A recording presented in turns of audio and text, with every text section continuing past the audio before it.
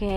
நெறைய இடங்கள்ல அனுமதி குடுக்கப்பட்டுமே, ஏன் விஜய் அவர்களால போக முடியல சார்? அனுமதி கொடுக்கலையே மேடம். எங்கே கொடுத்தாங்க? புதுக்கோட்டை, கடலூர்ல அனுமதி குடுத்தாங்களே. இல்லையே இல்லையே. இல்ல கடலூருக்கெல்லாம் அனுமதி கொடுத்து குடுத்து கேன்சல் பண்ணுறாங்க. காரைக்குடிக்கு பிரச்சாரத்துக்கு போனார். 2:30 வரைக்கும். 2:30 வரைக்கும் டைமிங் வந்து போகிறதுக்குள்ளேயே டைமிங் ஆயிடுச்சுனால ஸ்டாப் பண்ணிட்டாங்க.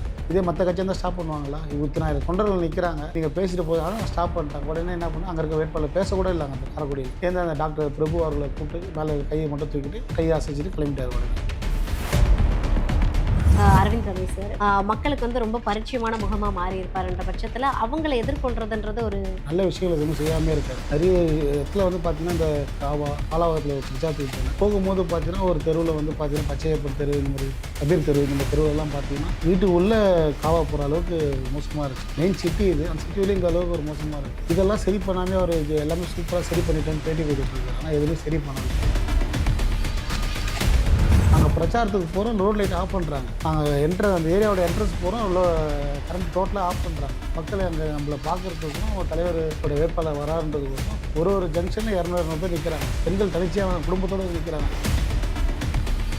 ஒரு சாதாரணமாக ஒரு எலெக்ஷன் கேம்பிங் இப்போ தான் ஆரம்பித்தாங்க. இதுக்கு முன்னாடி ஒரு பொதுக்கூட்டங்கள்லாம் நாங்கள் போடும்போது அந்த இடத்துல பர்மிஷன் தர மாட்டாங்க, கரண்ட்டு கட் பண்ணிடுவாங்க, இந்த மாதிரி விஷயம் நடக்குது. அவங்களுக்கு தேவையான விஷயங்களை அவங்க சாதிச்சுக்கிறாங்க. இது ரொம்ப தவறான விஷயம். ஏன்னா கள்ளுக்கூட்டன்றது கிட்டத்தட்ட அவ்வளோ குடும்பங்கள் இருக்குது.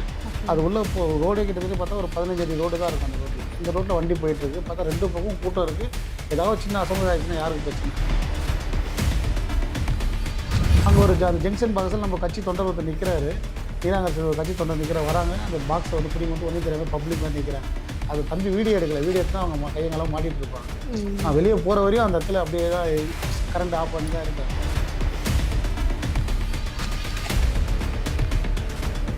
எலெக்ஷன் இப்போ ஆரம்பிக்கிறது. அப்போ 4.5 வருஷம் பண்ணாத ஒரு விஷயத்தை 4 வருஷம் கழிச்சு இப்போ பண்ணுறாங்க. அது ஒரு நல்ல விஷயத்தை. ஏன் அது 4 வருஷமாக பண்ணாமல் இருக்குங்க? ஏன்னா எலெக்ஷனுக்கு ஓட்டு போடணும், மக்கள் நம்ம கவனத்திலே வச்சுருக்கணும் கோசம் இப்போ ஒரு ஆக்டிங் பண்ணுறாங்க.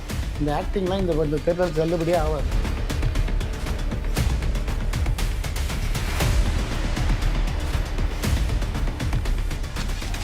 தி எக்ஸ்போஸ் நேயர்களுக்கு வணக்கம். நான் ரவீனா. இன்றைய நேர்காணலில் நம்மோடு இணைந்திருக்கக்கூடிய சிறப்பு விருந்தினர் தாவேகாவின் சோழிங்கநல்லூர் வேட்பாளர் சரவணன் சார் தான் இருக்காங்க. வாங்க அவங்க கூட சேர்ந்து கள நிலவரம் எப்படி இருக்குது, தாவேகாவுக்கு சாதகமாக இருக்கா, அவங்களுக்கு மக்கள்கிட்ட எப்படி வரவேற்பு இருக்குது அப்படின்றத கேட்டு தெரிஞ்சுக்கலாம். சார் வணக்கம். வணக்கம். ஸோ வாழ்த்துக்களோடு ஆரம்பிக்கலாம் சார். வேட்பாளராக நிற்கிறீங்க சோழிங்கநல்லூர் தொகுதியில். வாழ்த்துக்கள். உங்களுடைய இந்த அரசியல் பயணம், இப்போ நீங்கள் அந்த சோழிங்கநல்லூர் தொகுதியில் வேட்பாளராக இருக்கீங்க இல்லையா? ஸோ அந்த அரசியல் பயணம் குறித்த ஒரு பார்வை பார்த்துடலாம். எப்படி அந்த ரசிகர்லேருந்து இந்த வேட்பாளர் வரை? நீங்கள் பார்த்தீங்கன்னா கிட்டத்தட்ட லவ் டுடே படத்தில் தான் நான் ரசிகர் பண்ண ஆரம்பித்தேன் தலைவர் கோசம். அன்னிலேருந்து இன்ன வரையும் நீங்கள் பார்த்து சின்ன வயசுலேயே எனக்கு தலைவர் ரொம்ப பிடிக்கும். லவ் டுடே படத்தில் வந்து பார்த்தோன்னா அன்னிலேருந்து நம்ம ரசிகர் மன்றம் ஒன்று ஆரம்பித்து அதுக்கான பதிவெல்லாம் வாங்கி நம்ம ரசிகர் மன்றம் போர்டு ஓப்பன் பண்ணி அன்னிலேருந்து நம்ம அவரோட பயணம் தொடங்க ஆரம்பிச்சு. அன்னிலேருந்து இன்ன வரையும் பார்த்தா ஒரு 30 வருஷம் அப்படியே அவர் கூட ட்ராவல் பண்ணியாச்சு. நிமிஷம் எந்த ஒரு அரசியல் கட்சியில் நம்ம எந்த ஒரு கட்சியில் போல இவர் தான் வாழ்க்கைன்ட்டு வாழ்ந்துகிட்டே இருந்துட்டோம். ஏன்னா அவர் ரொம்ப பிடிக்கும். அதனால் அப்படியே அவர் கூட ட்ராவல் பண்ண ஆரம்பிச்சிட்டோம். ஒரு கட்டத்துக்கு மேலே ரசிகர் மன்றமாக இருந்தது நட்பணி இயக்கமாக மாறிச்சு.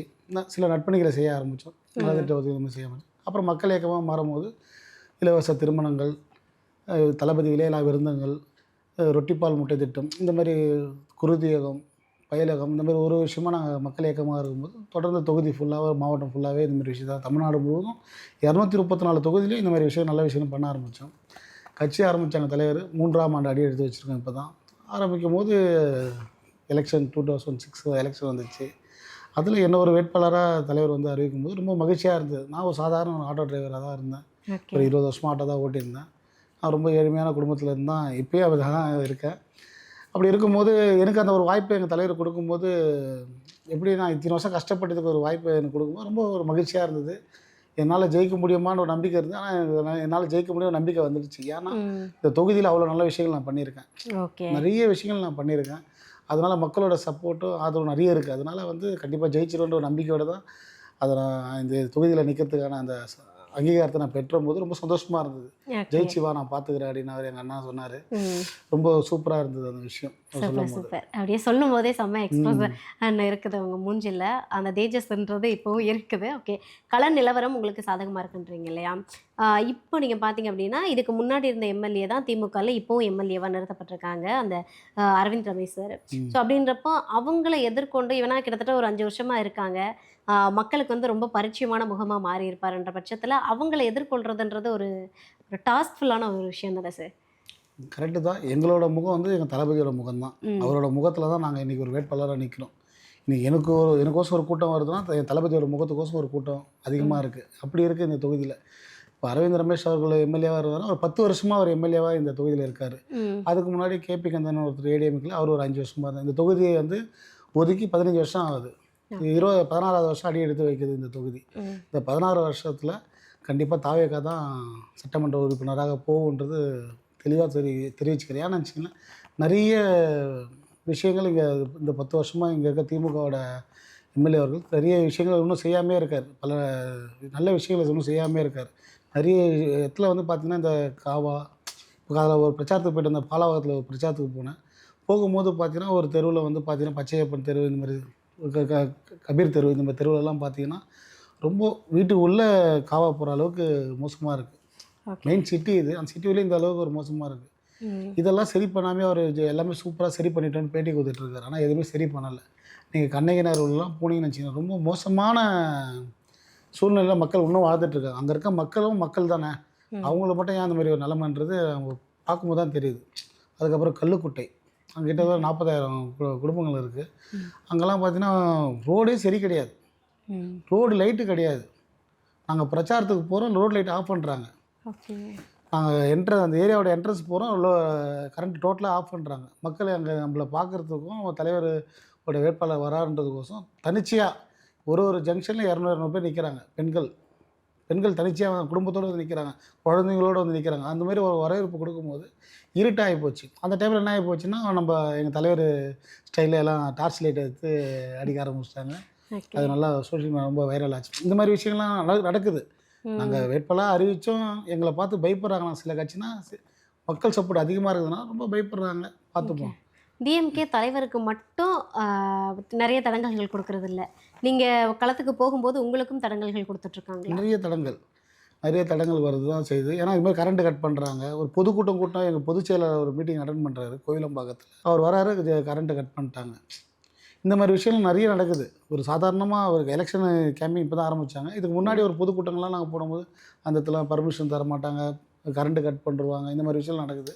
ஆனால் அவங்க மட்டும் ஒரு மீட்டிங் நடத்துனாங்கன்னா அந்த கரண்ட் ஒயரில் கொக்கி போட்டு அவங்களுக்கு தேவையான விஷயங்களை அவங்க சாதிச்சுக்கிறாங்க. இது ரொம்ப தவறான விஷயம். ஏன்னா கல்லுக்கோட்டைன்றது கிட்டத்தட்ட அவ்வளோ குடும்பங்கள் இருக்குது.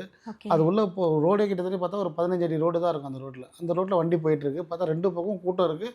ஏதாவது சின்ன அசம்பதம் ஆயிடுச்சுன்னா யாருக்கு பிரச்சனை? என்ன தான் வந்து சேரும். ஏன்னா வேட்பாளர் அந்த ரூட்டில் வரும்போது இதுமாதிரி ஆயிடுச்சுன்னா என்ன தான் அந்த மாதிரி ஒரு சூழ்நிலை உருவாக்குறாங்க. கரண்ட்டு அங்கே அந்த ஜங்ஷன் பாக்ஸில் நம்ம கட்சி தொண்டர் ஒருத்தர் நிற்கிறாரு, நீலாங்கரசி ஒரு கட்சி தொண்டர் வராங்க. அந்த பாக்ஸை வந்து பிடிங்க மட்டும் ஒன்றும் தெரியாமல் பப்ளிக் மாதிரி நிற்கிறாங்க. அதை தம்பி வீடியோ எடுக்கலை. வீடியோ எடுத்து தான் அவங்க கையங்களாம் மாட்டிகிட்டு இருப்பாங்க. நான் வெளியே போகிற வரையும் அந்த இடத்துல அப்படியே தான் கரண்ட் ஆஃப் பண்ணி தான் இருக்காங்க. இந்த மாதிரி ஒரு சூழ்நிலை அன்றைக்கி வந்து நீங்கள் பார்த்தீங்கன்னா ஒரு 21 பாயிண்ட்டு நாங்கள் போனோம். இந்த மாதிரி கரண்ட் ஆஃப் பண்ணாலும் கொஞ்சம் ஸ்லோவாக போனதுனால 11 பாயிண்ட்டு தான் என்னால் போவோம். இன்னொரு 10 பாயிண்ட்டு போகல. அதனாலே மக்கள்லாம் ரொம்ப வருத்தப்பட்ட எங்கள் ஏரியாவுக்கு வரல. நாங்கள் வந்து 4 மணிலேருந்து வெயிட் பண்ணிகிட்ருக்கோம். இது தொண்டர்கள் சொன்னால் அது ஒரு வாஸ்தவமான பேச்சுட்டு சொன்னால் கேட்டுப்பாங்க. தனிச்சையாக வந்து நிற்கிறவங்க வந்து என்ன வந்து ஒரு ஆரத்தி எடுக்கிறதும் வந்து தனியாக வந்து நிற்கிறதும் வந்து ரொம்ப பார்க்கும்போது ரொம்ப மகிழ்ச்சியாக இருக்குது. ஆனால் அவங்கள போய் நான் பார்க்க முடியல. அதனால் இன்றைக்கி சாயந்தரம் அவங்கள திருப்பி மீண்டும் போய் சந்திக்கிறேன். ஏன்னா அவங்க நம்மளுக்கோசம் அவங்களோட எந்த ஒரு எதிர்பார்ப்பும் இல்லாமல் ₹1 நான் பணம் கொடுக்கல. ஆனால் எந்த ஒரு எதிர்பார்ப்பும் இல்லாமல் அவங்கள ஒரு வரவேற்பு கொடுக்குறாங்கன்னும் போது நம்ம அவங்களுக்கு முக்கியத்துவம் கொடுக்கணும். அதனாலே திருப்பி அந்த இடத்துல பாயிண்டில் பர்மிஷன் கட்டி இன்றைக்கி ஈவினிங் போகிறேன் அந்த ஃபங்க்ஷன். இந்த மாதிரி ஒரு சூழ்நிலை உருவாக்குறாங்க எல்லாருமே. இப்போது ஏடிஎம்கேயாக இருக்கட்டும் டிஎம்கேயாக இருக்கட்டும் ரெண்டுமே வந்து பணபலம் அப்படின்றது அவங்கக்கிட்ட பயங்கரமாக இருக்குது. ஏன்னா இன்றைக்கி இருக்கிற தேர்தலில் வந்து பணம் இல்லாமல் வேறு எதுவுமே இல்லைன்ற மனநிலைக்கு மக்களை தள்ளி வச்சுருக்காங்கன்றப்போ இந்த பண பலத்தில், ஏன்னா பொதுவாக சொல்லுவாங்க அப்படின்னா ரொம்ப ஏழையாக இருக்கவங்க கஷ்டப்படுறவங்க வந்து தேர்தலில் நிற்க முடியாது, அவங்களால ஜெயிக்க முடியாது அப்படின்னு. ஸோ இது எல்லாத்தையும் உடச்சி நீங்கள் வந்து ஜெயிச்சு ஆகணும்ல. ஸோ அதுக்கு நீங்கள் என்ன பண்ண போகிறீங்க? அதான் மேடம், இப்போ நான் வந்து ஒரு பிரச்சாரத்துக்கு போகிறேன்னு நினச்சிங்களேன், நான் வந்து பணம் கொடுத்து என் தொண்டர்களை கூப்பிட போகிறது கிடையாது. ஏன்னா என் தொண்டர்கள் வந்து ஆரவாரமாக இருக்காங்க. ஏன்னா எங்கள் இத்தனை வருஷமாக நாங்கள் எங்கள் சொந்த பணத்தில் தான் செலவு பண்ணி இத்தனை வருஷமாக நான் கடந்து வந்திருக்கோம். எங்கள் தலைவர் அவர்களோ பொதுச் செயலாளர்களோ யாரோ ₹1 கொடுக்கல. எங்களோட சொந்த பணத்தில் இத்தனை வருஷமாக நாங்கள் ட்ராவல் பண்ணிகிட்ருக்கோம் இந்த நிமிஷம் வரையுமே. அப்படி இருக்கும்போது நாங்கள் இந்த எலெக்ஷனுக்கு மட்டும் இவங்க சப்போர்ட் பண்ணுவாங்க நம்ம எதிர்பார்த்து இருக்கக்கூடாது. நம்மளுக்கு ஒரு வாய்ப்பு கொடுத்துருக்காங்க, அதை நம்ம உருவாக்குறதுக்கான நம்ம தொண்டர்களும் மகளிர் நிர்வாகிகளும் மற்ற இளைஞரணி மாணவர் தொண்டர் நிர்வாகிகளும் பொறுப்பு போட்டிருக்கோம். எல்லாருமே ஆரவாரமானா நீ ஜெயிச்சு வந்து நான் நல்லா இருப்பேண்ணா அப்படி தான் நினைக்கிறாங்க. அப்படி இருக்கும்போது நம்ம பணம் கொடுத்து நம்ம கூட்ட வேண்டிய கூட்டம். ஆனால் இதே மற்ற கட்சியில் வந்து பார்த்தீங்கன்னா பிரச்சாரத்துக்கு போகிறதுலாம் பார்த்தீங்கன்னா ஒரு ஆளுக்கு 300 200 கொடுத்து வயசானவங்களெல்லாம் கூட்டு நிற்க வைக்கிறாங்க. சித்திரவதை பண்ணுற மாதிரி நிற்க வைக்கிறாங்க. பாவம் பார்க்குறதே கஷ்டமாக இருக்குது. நேற்று ஒரு ஏடிஎம்கே பிரச்சார வண்டி ஒன்று போச்சு. பார்த்தோம் அவங்களுக்கும் கட்சிக்கு சம்மந்தமே இருக்காது. ஆனால் அவங்களுக்கு பலூனை பிடிச்சி நிற்கிறாங்க. மக்கள் எப்படி தள்ளி எந்த இடத்துல போய் தள்ள வைக்கிறாங்க பார்த்து, இதுதான் வாழ்க்கைன்ற மாதிரி ஆக்குறாங்க. இதை முதல்ல மாற்றணும். இந்த ஓட்டுக்கு பணம் கொடுக்குறத மாற்றணும். இந்த மாதிரி பணம் கொடுத்து ஒரு கூட்டத்தை கூட்டு வர்றது மாற்றணும். இந்த மாதிரி விஷயம்லாம் மாற்றணும். ஆனால் எங்கள் தலைவருக்கு ₹1 கொடுக்காம இத்தனை லட்சம் பேர் வராங்க, தொண்டர்கள் இத்தனை பேர் பார்க்க வராங்க, அவங்க வேட்பாளர் இத்தனை பேர் பார்க்க வராங்கன்னா எல்லாமே அவர் மேலே வச்சு அன்புனால மட்டும்தான் வராங்க. கண்டிப்பாக அது வந்து மறக்கவே முடியாது. ஒரு விஷயமும் நாளைக்கு தலைவர் இங்கே வராருன்னா, இப்போ கூட தலைவர் வீட்டிலேருந்து கிளம்புறாரு, கிட்ட பின்னாடி ஒரு 100 பைக்கு போகுது, அவ்வளோ பேர் வீட்டு வாசலில் நிற்கிறாங்க. உடனே தலைவர் இவ்வளோ பேர் நிற்கிறாங்கன்றதும் வீட்டோட மொட்டை மாடியில் வந்து கை காமிச்சிட்டு போகிறாரு. அதான் சோஷியல் மீடியாவில் போயிட்டுருக்கு. இந்த மாதிரி விஷயம்தான்.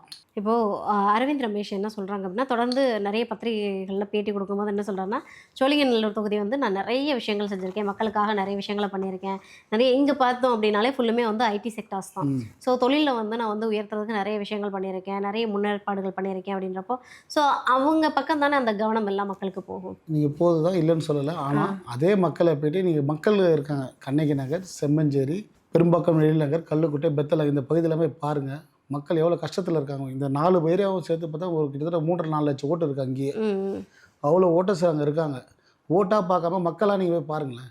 அவ்வளோ விஷயங்கள் செய்ய வேண்டியது இருக்குது. அவர் எல்லாமே சூப்பராக செஞ்சுட்டு பேட்டி கொடுத்து நானும் அந்த பேட்டியை பார்த்தேன். ஆனால் எதுவுமே செய்யலை. எலெக்ஷன் இப்போ ஆரம்பிக்கிறது கரெக்டாக 4.5 வருஷம் பண்ணாத ஒரு விஷயத்த 4.5 வருஷம் கழித்து 4 வருஷம் கழித்து 4.5 வருஷம் கழித்து இப்போ பண்ணுறாங்க அந்த ஒரு நல்ல விஷயத்த. ஏன் 4 வருஷமாக பண்ணாமல் இருக்கீங்க? ஏன்னா எலெக்ஷனுக்கு ஓட்டு போடணும், மக்கள் நம்ம கவனத்திலே வச்சுருக்கணுங்கோசம் இப்போ ஒரு ஆக்டிங் பண்ணுறாங்க. இந்த ஆக்டிங்லாம் இந்த தேர்தல் செல்லுபடியே ஆகாது. மக்கள் தெளிவாகிட்டாங்க. வீட்டுக்கு அப்புறம் தீய சக்தி வீட்டுக்கு அப்புறம் உறுதியாக இருக்காங்க. அதனால் வந்து மாறம் தான் செய்யும். ஓகே, விஜய் அவர்கள் உங்களுக்காக எப்போ வந்து இந்த தொகுதியில் பிரச்சாரம் பண்ண போகிறாங்க? Coming soon. ஆமாம், சஸ்பென்ஸா? ஆமாம், கம்மிங் சூன். அது விரைவில் நடக்க போகுது. ஓகே, அது ரொம்ப ஒரு ஆரவாரத்தோடு வெயிட் பண்ணுறோம் எல்லாருமே. ஓகே, ஏன்னா வந்து தொடர்ந்து பார்த்தீங்க அப்படின்னா புதுக்கோட்டை போகிறதா இருந்தது, கேன்சல் ஆனது. இப்படி நிறைய தொகுதிகள் வந்து பிளான் பண்ணி ஏன்னா நீங்கள் பார்த்துருப்பீங்க, சென்னைக்குள்ளேயே வந்து வில்லிவாக்கமாக இருக்கட்டும், தீநகராக இருக்கட்டும், இன்னும் சில தொகுதிகள் சொல்லிட்டு போக முடியாத ஒரு சுச்சுவேஷன் வந்தது. ஸோ நீலாங்கரையில் பக்கத்துலேயே இருக்கார் உங்கள் தலைவர் அப்படின்றப்போ இந்த தொகுதியை முதல்ல தேர்வு பண்ணி பரப்புரை பண்ணியிருக்கலாம் இல்லையா? இல்லை, அப்படி கிடையாது. நீலாங்கரையில் தலைவர் இருக்கார், நானும் நீலாங்கரையில் தான் இருக்கேன். மக்களோட செல்வாக்கு எங்கே அதிகமாக இருக்குது. அப்படி இருக்கும்போது சரி நீங்கள் இந்த தொகுதி லாஸ்ட்டாக கூட ஃபைனலாக முடிக்கலாம், சென்னையில் இருக்கிற லாஸ்ட்டாக ரவுண்டு கூட அடிக்கலான்ற கூட யோசிச்சிருக்கலாம். தலைவர் முடிவு தானே. ஃபஸ்ட்டு வெளி மாவட்டங்களுக்கு வந்து நம்ம போகணுன்றது. ஏன்னா ஆல்ரெடி தலைவர் வந்து இதுக்கு முன்னாடி வந்து ஒரு 5 பிரச்சாரம் போயிருக்காரு. ரோட் ஷோ போக சொல்ல சின்ன சின்ன சம்பவம்லாம் நடந்தது, உங்களுக்கே தெரியும், கரூர் பிரச்சனைலாம். இந்த மாதிரி எலெக்ஷன் டைமாக ஸ்டாப் பண்ணியாச்சு. இருந்தாலும் இப்போ பரப்புரைக்கு கிளம்புறாரு. பரப்புரை கிளம்பும் போது பார்த்தீங்கன்னா இப்போ ஒரு இடத்துல பர்மிஷன் தராங்க, ஒரு இடத்துல தரமாட்டுறாங்க. இந்த மாதிரி சூழ்நிலை தூத்துக்குடி நீங்கள் பார்த்துருப்பீங்க, லட்சக்கணக்கான கூட்டம் அங்கே இருந்தது. அந்த ரோடே பார்க்கும்போது அவ்வளோ ஒரு கூட்டம். தலைவர் அவர்கள் பார்த்தா அவங்களுக்கு இவ்வளோ நேரம் நம்மளுக்கோசம் நிற்கிறாங்க, அவங்களுக்கு ஒரு என்ஜாய்மெண்ட் பண்ணணும். சைக்கிளில் வரதா இருக்கட்டும், அவங்க பண்ணுற விஷயம் எல்லாத்தையும் அவர் ஏற்றுக்கிறார். கண்ணாடி மாட்டுற விஷயம், அந்த வேலு கொடுக்குறாங்க, எல்லா விஷயத்தையும் என்னென்னலாம் மக்கள் பண்ணுறாங்களோ அது எல்லாமே ஏற்றுக்குன்னு அந்த வேனில் பண்ணும்போது ரொம்ப சந்தோஷமாக இருக்குது. இந்த மாதிரி ஒரு தலைவரோட ட்ராவல் பண்ணும்போது எங்களுக்கு ரொம்ப மகிழ்ச்சியாக தான் இருக்குது. ஓகே, நிறைய இடங்கள்ல அனுமதி கொடுக்கப்பட்டுமே ஏன் விஜய் அவர்களால் போக முடியல சார்? அனுமதி கொடுக்கலையே மேடம். எங்கே கொடுத்தாங்க? புதுக்கோட்டை, கடலூர்லாம் அனுமதி கொடுத்தாங்க இல்லையே. இல்லை, கடலூருக்கெல்லாம் அனுமதி கொடுத்து கேன்சல் பண்ணுறாங்க. கொடுக்குறாங்க நியூஸ் வருது, உடனே கேன்சல் ஆகுது அந்த இடம். இப்போ குளத்தூருக்கு போனாங்க, கட்டுக்கடங்க அந்த கூட்டம் இருக்குது. அலை மாதிரி போனதால தலைவரே அங்கே வந்துட்டார். காரைக்குடிக்கு பிரச்சாரத்துக்கு போனார். 2 to 2:30 டைமிங் வந்து போகிறதுக்குள்ளேயே டைமிங் ஆகிடுச்சினால ஸ்டாப் பண்ணிட்டாங்க. இதே மற்ற கட்சியாக இருந்தால் ஸ்டாப் பண்ணுவாங்களா? 20,000 தொண்டர்கள் நிற்கிறாங்க, நீங்கள் பேசிட்டு போய் அதான் ஸ்டாப் பண்ணிட்டாங்க. உடனே என்ன பண்ணால் அங்கே இருக்க வேட்பாளர் பேசக்கூட இல்லைங்க அந்த காரைக்குடியில். அந்த டாக்டர் பிரபு அவர்களை கூப்பிட்டு மேலே கையை மட்டும் தூக்கிட்டு கையை அசைச்சிட்டு கிளம்பிட்டார் உடனே. அதுக்கு ஒரு நன்றி கடனாக தான் நேற்று கன்னியாகுமரியில் வந்து காரைக்குடி மக்களே என்ன எதாவது நினச்சிக்காதீங்கன்ட்டு தலைவர் பேசுகிறார். ஏன்னா இப்போ கடந்து வந்த பாதி தலைவர் மறக்க மாட்டார். எப்பயுமே எந்த ஒரு விஷயம் ஞாபகம் வச்சு பேசுவாங்க. அது வந்து நேற்று வந்து நல்லா போச்சு அந்த கன்னியாகுமரி கூட்டத்தில். ஓகே, இல்லை கடலூருக்குலாம் அனுமதி மறுக்கப்பட்ட நிர்வாக காரணத்தினால போக முடியல அப்படின்னு ஒரு ஸ்டேட்மெண்ட் சொன்னாங்க இல்லையா? போகிறதா இருந்தது, அதுவும் போகலை. இல்லை மேடம், ஏன்னா எங்கள் தலைமையிலேருந்து லெட்டர் பேடை அறிவிச்சிடுவாங்க. இப்போ இன்றைக்கி இந்த ஃபங்க்ஷனுக்கு போகிறாங்கன்னா லெட்டர் பேட் ஒரு நாள் முன்னாடியே வந்துடும்.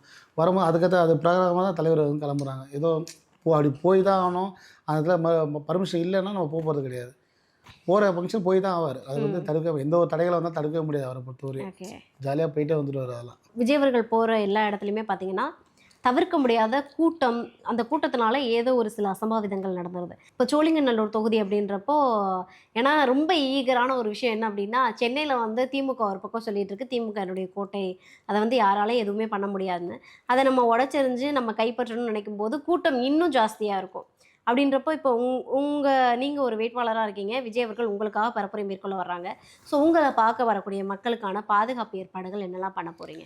நம்ம பர்மிஷன் கொடுத்துருக்கோம். நம்ம அட்வொகேட் மேகா பெரியன் மூலியமாக வந்து பர்மிஷன் கொடுத்துருக்கோம். ம். போலீஸ் பாதுகாப்பு அவங்க எப்படி தருவாங்களோ, எந்த இடம் 2, 3 இடம் லொக்கேஷன் சொல்லியிருக்கோம். ஈசிஆரில் தான் சொல்லியிருக்கோம். அவங்க சொன்ன உடனே எந்த இடம் இப்போ கொடுத்தாங்களோ அதுக்கு அடுத்த மாதிரி நம்ம இடத்த வந்து ஃபாலோ பண்ணி முழு பர்மிஷன் வாங்கி தரோம். ஏன்னா ஒரு சில இடத்துலலாம் வந்து பார்த்திங்கன்னா, ஒரு கன்னியாகுமரி போகிறோம். அப்போ ஒரு 6 வேட்பாளர் ஒரே இடத்துல வச்சு தலைவர் பார்க்குறாங்க. ஒரு சில இடத்துலலாம் ஒரு 2 வேட்பாளர் வச்சு பார்க்குறாங்க. ஒரு சில இடத்துல ஒரு வேட்பாளர் வச்சு பார்க்குறாங்க. இப்போ இங்கே என்னும்போது சோழிங்கநல்லூர் தொகுதியும் ஒரு வேட்பாளர் என்னும்போது நான் மட்டும் இருக்கிற மாதிரி இருந்தால் சூழ்நிலை இருந்ததுன்னா, அதுக்கேற்ற மாதிரி கூட்டம் தான் நம்ம 3000 பேருக்குள்ளே இருக்கிற மாதிரி நம்ம செட்டப் பண்ணி நீங்க 3000 சொல்றீங்க. வர்றது 30,000க்கு மேல வர்றாங்களே. தவிர்க்க முடியல மேடம். நம்ம என்ன பணம் அதுதான் கொடுத்து யாருமே அதுதான். வாங்கப்பான்னு கூப்பிடல. ம், இந்த மாதிரி ம். விஷயம் போறாருன்னா, இப்போ வீட்டு வாசல்ல 500 பேர் இருக்காங்க. ஆமா. நம்ம என்ன பண்ண முடியும்? எந்த ஒரு தலைவருக்கும் இல்லாத ஒரு விஷயம். ம். அவர் வீட்டிலேருந்து கிளம்புறதுலேருந்து ஏர்போர்ட்லேருந்து ஃப்ளைட்டு ஏறுற வரையும் லைவ் போகுது. மக்கள் பார்த்துட்டே இருக்காங்கல்ல. ஆமா. அப்போ அந்த லைவ் போகுது, இங்கே தான் வந்துட்டுருக்காரு அண்ணன், போய் அதுக்குள்ளே குறுக்கில் போய் பார்த்துக்கணும். அந்த ஒரு எண்ணங்கள்லேயே அந்த லைவ்லாம் கொஞ்சம் வரதுனாலே மக்கள் வந்து இப்போ நான் ஒரு பிரச்சாரத்துக்கு போய் என்னோட இன்ஸ்டாவில் ஒரு லைவ் போட்டேன். ஆனால் நீங்கள் இங்கே வந்துட்டுருக்கேன், அதெல்லாம் நான் வந்து உங்களை பார்த்தேன். எனக்கே வந்து ஒரு அக்கா வந்து பேசிட்டு போகிறாங்க. Okay, okay. வேங்கை வாசலில் ஒரு மீட்டிங் போயிருந்தேன். ஓகே. லைவை பார்த்துட்டு வந்தேனே, உங்களை பார்க்கணுன்னு ஆசை இருந்தது, அதை வந்து பார்த்துட்டு போனேன். சரி நான் மறந்துடா விசில் சின்னத்தில் ஓட்டு போட்டுருக்குமான்னு சொல்லிட்டு அவங்கள அனுப்பிச்சு. எனக்கே அப்படி இருக்கும்போது தலைவருக்கு எப்படி இருக்கும்? அப்போ கண்டிப்பா, கண்டிப்பா. அதாவது ஒட்டுமொத்த தமிழகமுமே வந்து அந்த அரசியல் கிழமை விஜயை நோக்கி தான் வந்து நகர்ந்துகிட்டு இருக்குன்னே ஆமாம். உண்மையாக சொல்லலாம். ஸோ அதனால தான் எல்லாருடைய பார்வையும் அப்படின்றது விஜய் பக்கமாகவே இருக்குது. ஸோ மக்கள் பாதுகாப்புன்றது வந்து கேள்விக்குறியாக மாறிடக்கூடாதுன்றதுனால தான் நான் உண்மை கேட்டேன். உண்மை. ஏன்னா நீங்கள் காவல்துறையை நம்பும்போது என்ன ஆகுது அப்படின்னா, எல்லா இடங்கள்லையும் காவல்துறை போதிய பாதுகாப்பு கொடுக்குதுன்னா பெரிய கேள்விக்குறியாக தான் இருக்குது. ம். ஏன்னா வந்து மக்கள் வந்து தூத்துக்குடி, திருநெல்வேலி இந்த மாதிரிலாம் லட்சக்கணக்கான ம். மக்கள் கூடும்போது ம். அங்கே குறைவான காவலர்கள் இருக்கும்போது பாதுகாப்பு கொடுக்க முடியாது. அப்போ இங்கேயும் அதே மாதிரி கூட்டம் வரும்போது தாவேக்க தரப்புல இருந்து ஏதாவது பாதுகாப்பு ஏற்பாடுகள் இல்லை உங்களால் பண்ண எப்பவுமே முடியும்? எங்கள் சைடில் 200 பவுன்சர்ஸு ம்.